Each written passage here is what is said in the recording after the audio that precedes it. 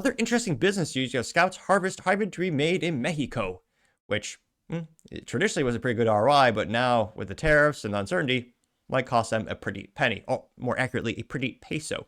Now, this is brought to us thanks to Brian Hurd at The Drive. He says, quote, Scouts Harvester gasoline-powered EV range extender will be built in Mexico.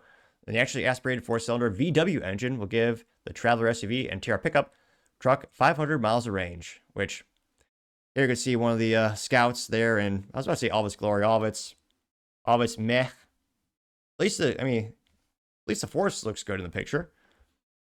Now they say, quote, in a somewhat surprising move given the current international trade climate, Scout Motors announced it will source a gasoline engine from Volkswagen Group in Mexico to serve as the optional onboard harvester range extender, per Automotive News. VW Group CFO Arnold Anitz confirmed during the company's earnings call that harvester will be naturally aspirated four cylinders of unknown size. It'll be assembled at the company's engine plant in Saelo. I'm not intentionally trying to butcher that, though I believe I might have. They say that, quote, both the timing and choice of the venue for the announcement suggests that VW plans to stay the course despite pressure to move more operations inside the U.S. borders, especially given the recent signals from the administration that it may be abandoning many of its earlier tariff positions.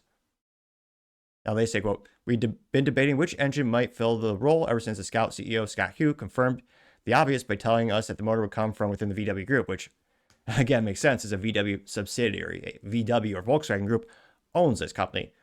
Fun fact, they also own Lamborghini, Bugatti, Ducati, Porsche, Audi. Volkswagen, hilariously, that specific brand, not doing great, but the whole portfolio, pretty well, though granted not financial advice.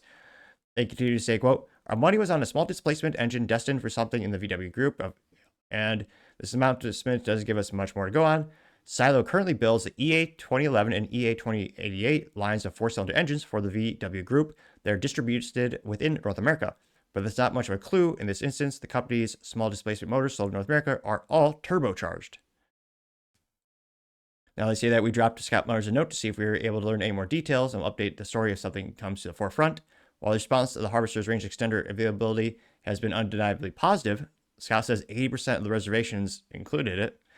Its announcement was an about-face company that initially presented itself as a BEV-only outfit. Vehicles with Harvester add-on will get a smaller battery pack, reducing their electric range at the expense of quicker top-offs.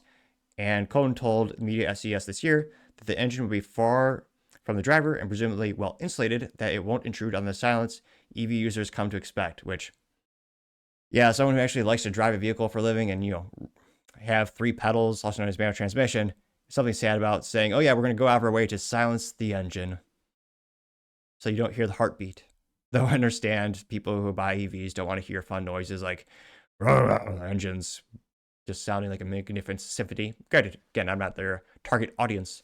But yeah, it's interesting, with all the tariffs, all the companies that are onshoring jobs, don't have new factories. Again, I think this is the downside or perhaps a trade-off when you have relatively short administrations when it comes to the longevity of businesses, which have been around for 100 years.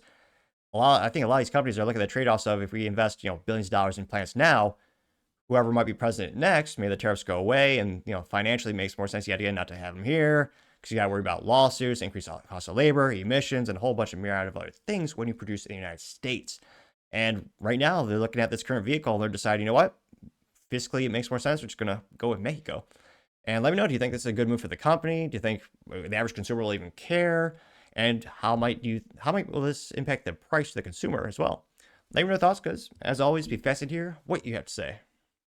Thank you, everyone, for taking the time to tune in today. Again, trying to get to 5,000 subscribers by the end of the month, so if you can click that button, I greatly appreciate it. Also, give me a thumbs up, thumbs down, or a comment. It's a great way to give me some additional feedback, letting me know how I can make the show better and better.